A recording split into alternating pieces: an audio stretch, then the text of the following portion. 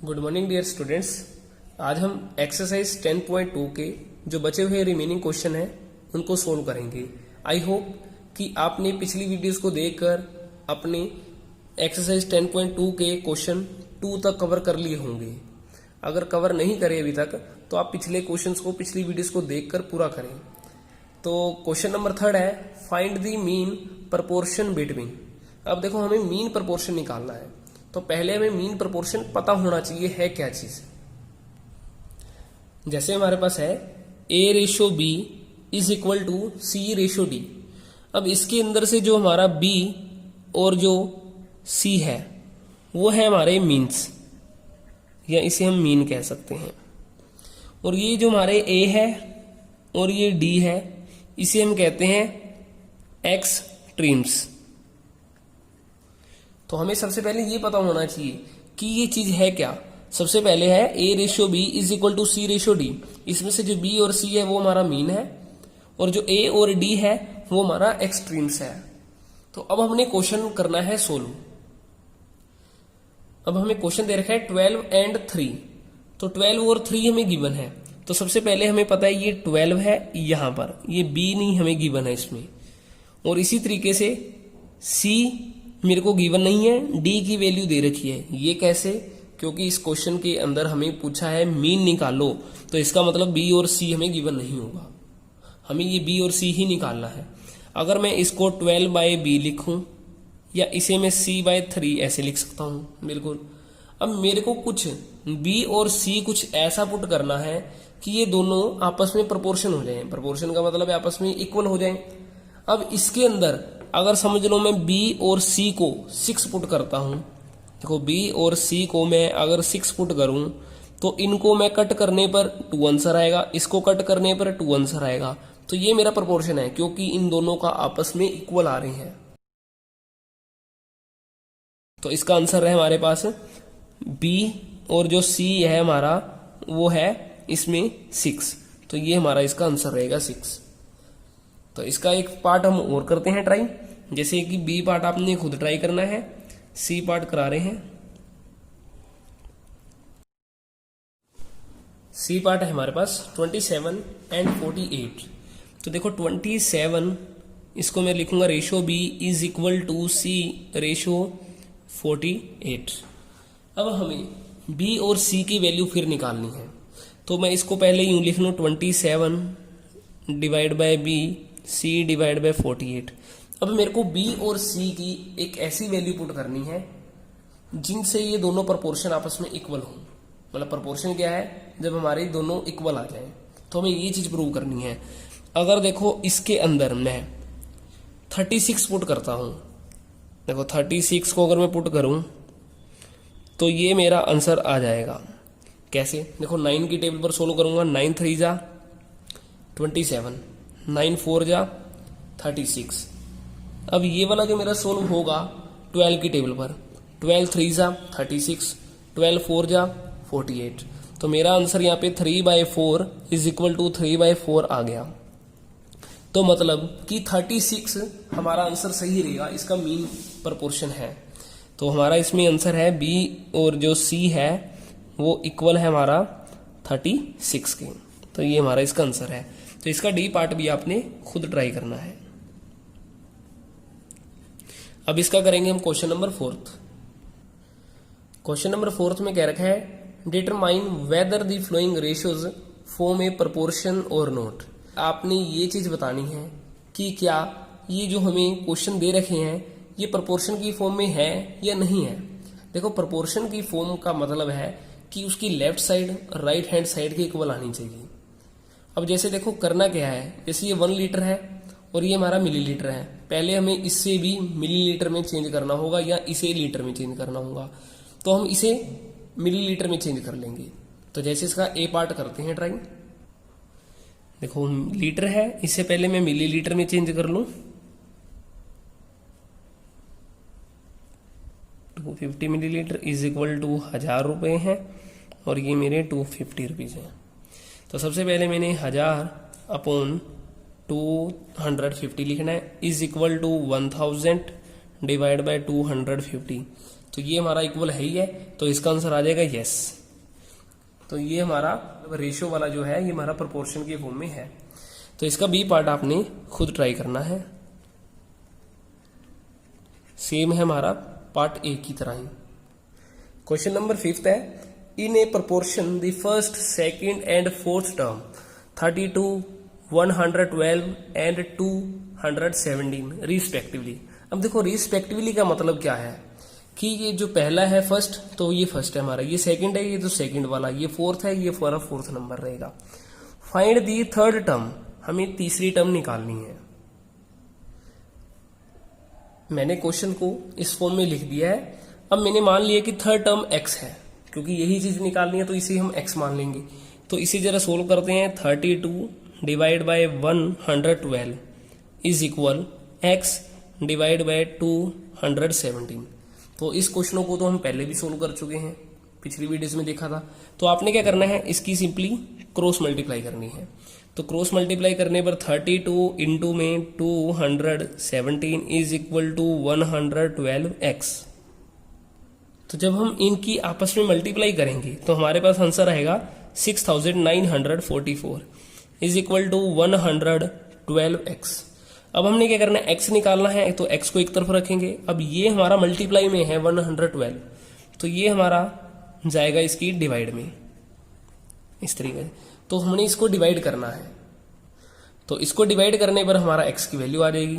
इसे डिवाइड करेंगे तो देन हमारे पास 62 आंसर आएगा। तो हमारा जो थर्ड टर्म है वो हमारी x है, तो ये रहेगी हमारी third term is equal to 62। Question number 6 है हमारे पास, find x if 25, 35 x are in continued proportion. तो सबसे पहले हमें कंटिन्यूड प्रोपोर्शन के बारे में समझना है, ये है क्या चीज कंटिन्यूड प्रोपोर्शन। सबसे पहले हम इसकी डेफिनेशन पढ़ेंगे। 3 numbers a, b, c are said to be in continued proportion if a and b and c are in proportion. अब ये कह रहे हैं 3 नंबर हमारे a, b, c हैं, उनको कंटिन्यूड प्रोपोर्शन तब कहेंगे अगर a और b और c हमारे प्रोपोर्शन में है। अब देखो प्रोपोर्शन का मतलब होता है आपस में ये इक्वल हो।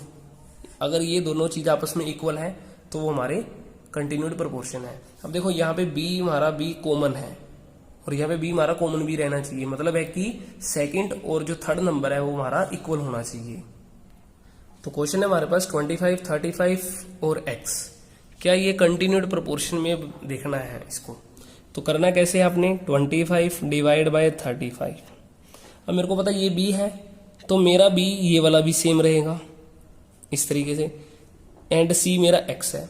अब मैंने करना क्या है, x की क्रॉस मल्टीप्लाई सिंपली कर देनी है हमने। x की मल्टीप्लाई हमने करनी है 25 से और 35 की हमने करनी है 35 से मल्टीप्लाई। तो इनके आपस में मल्टीप्लाई करेंगे तो ये आंसर आ जाएगा 1225 और इधर से हमारा ये 25x ही रहेगा।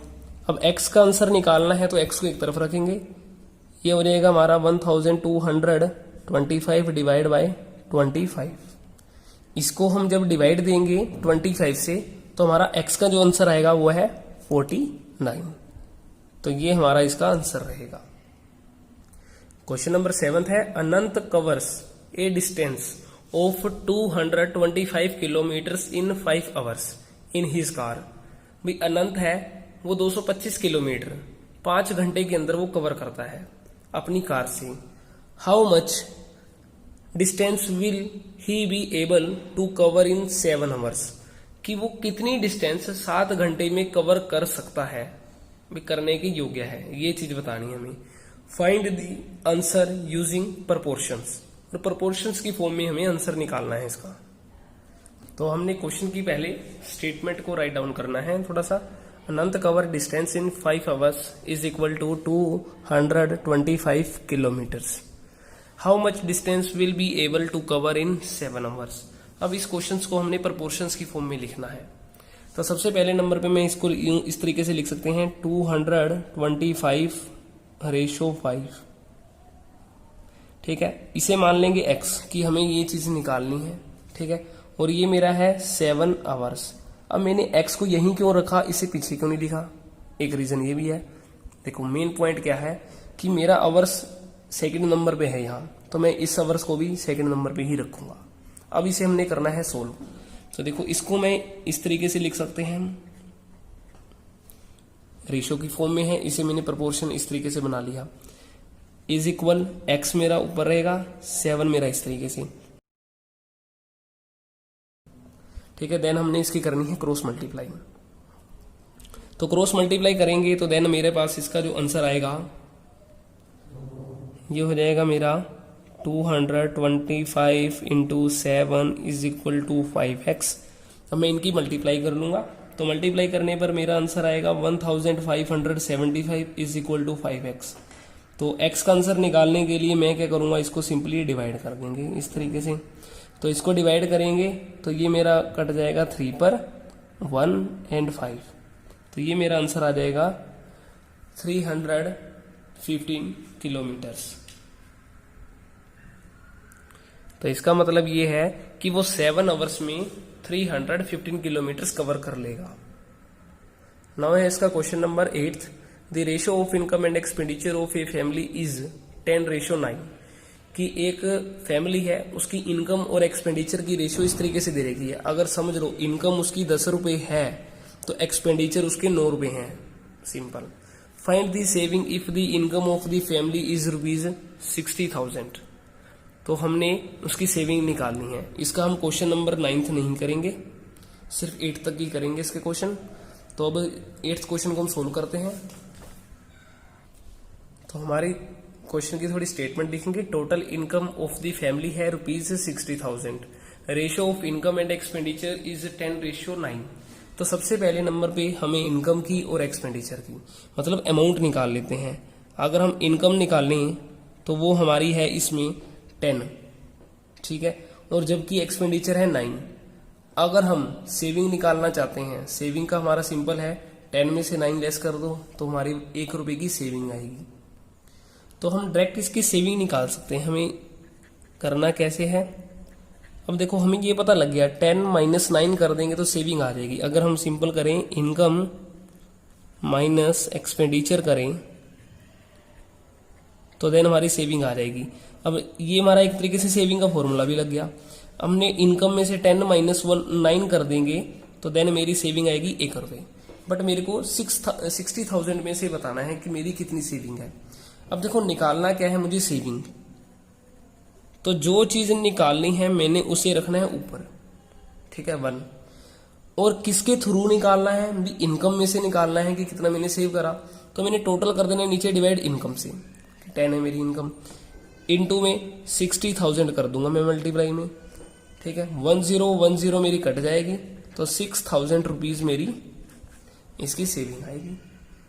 तो ये था हमारा इसका क्वेश्चन नंबर 8।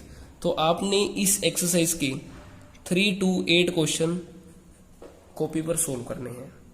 Thank you.